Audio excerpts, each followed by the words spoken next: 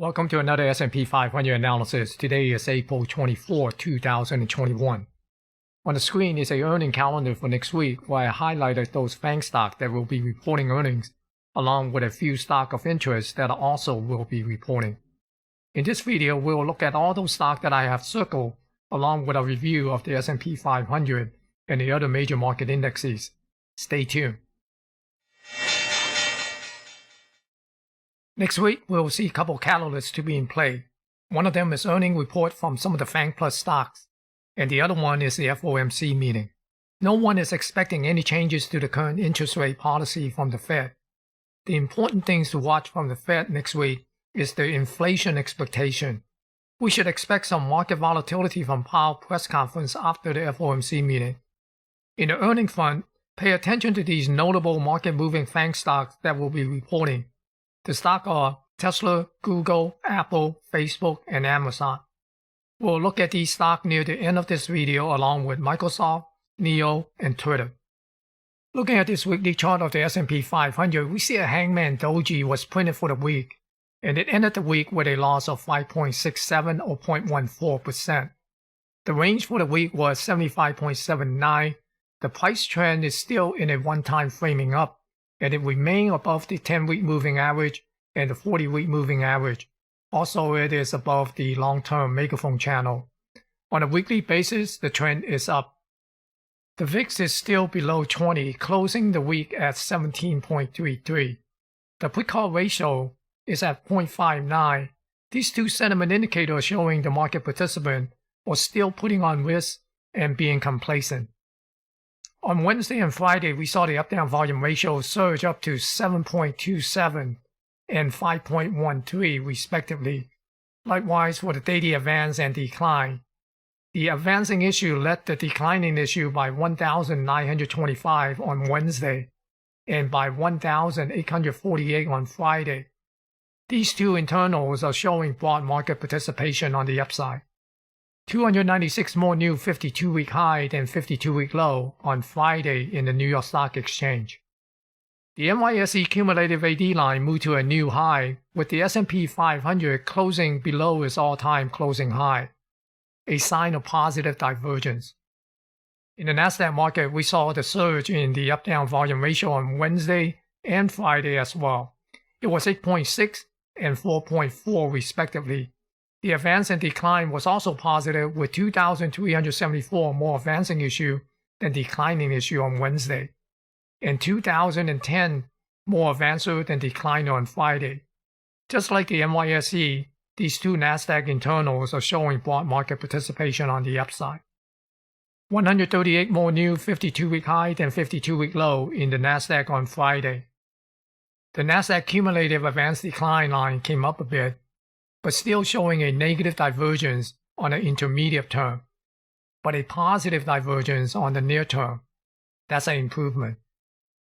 So based on the up-down volume ratio and the advance decline, we are seeing a broader market participation on the upside. The VIX and the put-call ratio are showing the market participants are still putting on risks and showing no signs of fear, and that could be troublesome for an unexpected downside move, just like last Tuesday late day sell-off from President Biden capital gain tax news. That was more of an excuse than a catalyst, because that was only a proposal, not an actual reality. Now let's go and take a look at the price action of the S&P 500 and the other major market indexes, and also those stocks that are scheduled to report earnings next week. Before we go look at the price action on the individual indexes, let's take a look at the multiple index chart here. We see last week the New York Stock Exchange Composite and also the Dow Jones Transportation, they both closed at a new closing high. But the other indexes did not close with a new closing high. And one would think that would be a negative, but in reality, that is a positive, because the New York Stock Exchange Composite is a broad market index. So that indicates that the broader market is participating in the recent advance, having the New York Stock Exchange Composite Index close at a new closing high. And also based on the Dow theory, having the Dow Jones Transportation close at a new closing high, but the Dow Jones Industrial did not close along with the Dow Jones Transportation, on a new closing high. That implies that we could see the Dow Jones Industrial to make a new closing high in the near term. So again, with these two indexes making a new high, that only indicates that we could see more new high coming in the near term. Now looking at this daily chart of the S&P 500, we see that the S&P 500 put in a new intraday all-time high on Friday, but was unable to close at a new closing high. And in matter of fact, like we said earlier, the S&P 500 actually closed with a slight loss for the week. So for the coming week, we're going to see will it continue to push up and come up to this 141 extension of this bull flag major move. And that would essentially put it to somewhere around 4,220 area. But if it doesn't continue to push up, then we're expecting or looking for this S&P 500 to pull back into this price channel and possibly come back down to near this 4,060 area at this 78.6 to retest this area. And if it doesn't hold, then we're essentially looking for it to move down and fill this gap and come down and retest this level somewhere around 4,020 near the 618. Looking at the NASDAQ 100, the NASDAQ 100 was unable to come up and retest its all-time high. As a matter of fact, it also closed down for the week. So in the coming week, we will watch to see would it be able to come up and take out the all-time high and move up to this 141 major move of this bull flag here up at 14,168 area. But if it can move up to this area and take out the all-time high, then we essentially are looking for this thing to pull back and dip below this 13,713 area, because it's been testing this multiple times last week. So if it comes down and retest this and fail to hold, then we're essentially looking for it to come down and possibly find some support near the 13,280 and fill this gap here. Russell 2000 was one of the strong performers last week. It continued to move up and try to come back and test this 2297 area and see would it be able to come back up to this upper trend line here on this price channel. So that's what we'll be watching for next week is this 2297 area and this upper trend line. And if it decides to move back down, then we essentially will see would it be able to find support down at the 2195 area, and if it doesn't, then we be watching for 2075. And here in the Dow Jones Transportation, we saw the Dow Jones Transportation put in a new intraday high and also close with a new closing high. So we're going to continue to monitor the Dow Jones Transportation, see would it be able to come up, take out the 15,500, and essentially moving back up to this upper price channel trend line. And if decide to pull back a bit, then we essentially are looking for this 14,242 for this gap to get filled.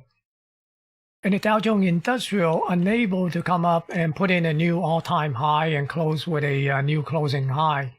That too also closed with a loss for the week. And right now is holding this trend line here, holding above this price channel trend line. So we're going to keep an eye on it to see would it be able to come up and take out the all-time high.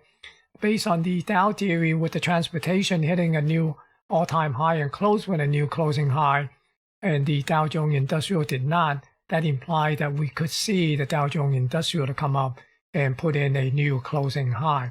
So we're going to keep an eye on it to see would it be able to come up, take out this 78.6 major move of this bull flag above the 34,178.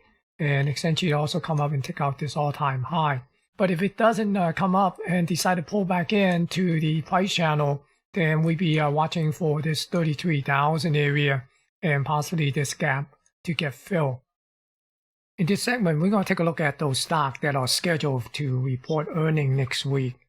And I'm going to go through it chronically. The first one is Tesla. As you can see, Tesla recently came down and formed a little bit of a double bottom or a W pattern, and then it broke through. And right now it just came back and backtest this pivot high here. So what I'm expecting from Tesla, if it report good earnings and the market reacted positively, then we're basically looking for Tesla to come up to this upper range of $788 And by the way, the market is pricing in Tesla to move plus or minus $58.50 or approximately 8%. So that put the range somewhere around $788 to $671. And essentially that's what I have done and marked these off. So we're basically looking at this right now. If Tesla could come back up and get back above this 788, then there is a high volume node here. So somewhere at that 840, 850 area. But if it decide to pull back because of disappointed earning, then we could see that it would could make its way down to this $671 level, and it could even come back down to somewhere around this 654.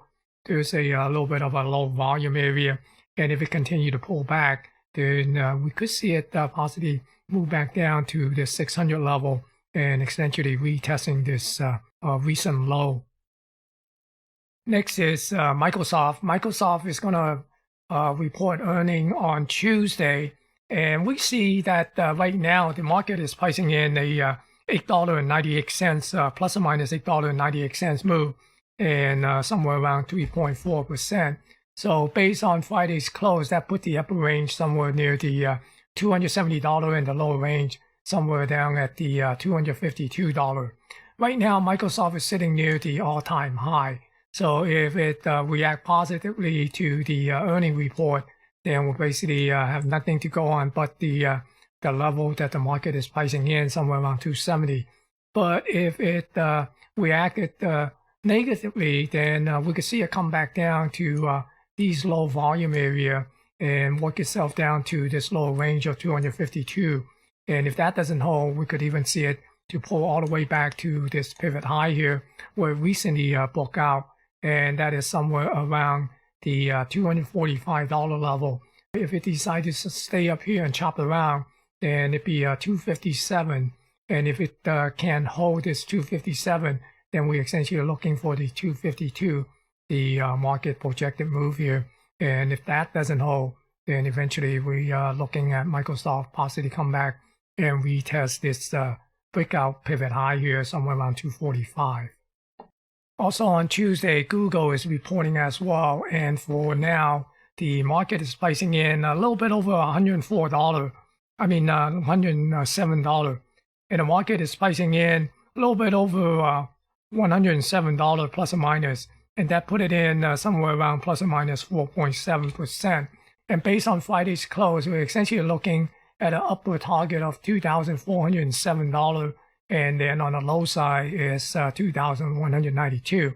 As you can see, right now it's sitting close to that all-time high, and if it reacts positively, then the only target level that we have is the what the market is projecting right now, up at the 2,407.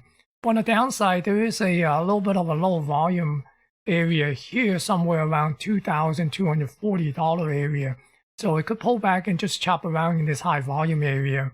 But if it decides to move down to the projected move on the lower end, then we could get into this low volume region here. And if it doesn't hold this 2192, it could come all the way down to this gap here and try to fill this gap near the 2146 area. On Wednesday, we see Apple is scheduled to report earnings, and you can see Apple recently sort of chopping around here, forming a little bit like a bull flag. And right now, the market is pricing in Apple to move plus or minus $6. And that basically put in the plus or minus 4.5%.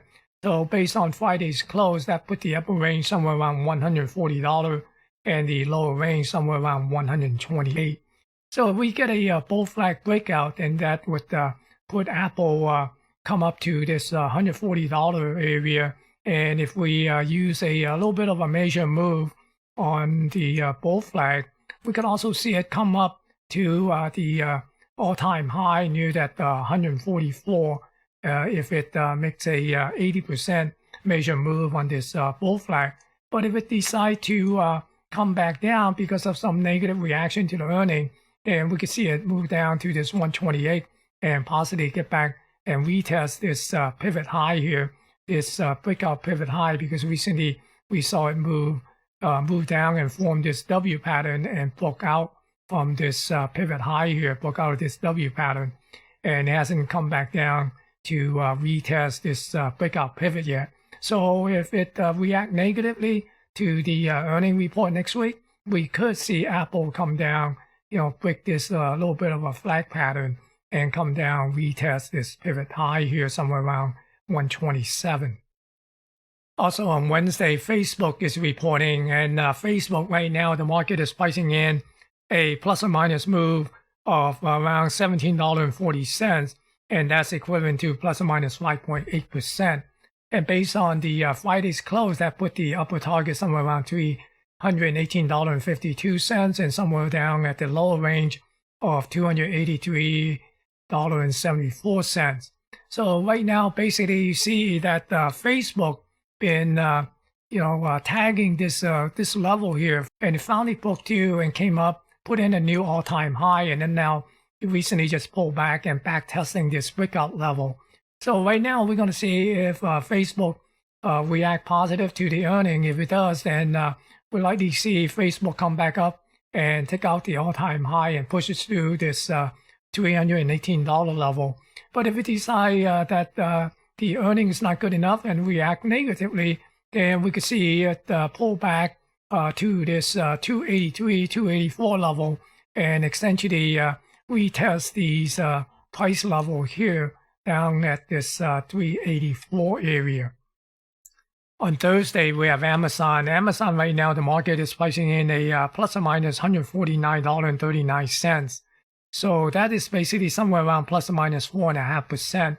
Based on Friday's close, we see an upper target somewhere around 3490, 3,490, and the lower target somewhere near the 3,191. And as you can see, Amazon been basing or been balancing in this balance area quite a while here. And right now, it seems like it's setting up to either break above this balance area or retrace back down, because there's this high volume area. So what we're going to see is if Amazon able to react positive to its earning, then we could see it come back up to this 3490 and possibly get up to the new all-time high and maybe put in a new all-time high. But if it react negatively, then we see it, maybe it could find some support somewhere around this 3266 area. And if it could not find support here, then we'd be looking at this lower target, what the market is pricing in. And that is near this composite point of control here, somewhere near this 3191. Also on Thursday is NIO. NIO is also scheduled to report its earning on Thursday. As you can see, NIO recently been pulling back and forming a descending triangle as well. And recently it just broke this descending triangle. Right now it's coming up and testing this pivot high here, somewhere around this 41 area.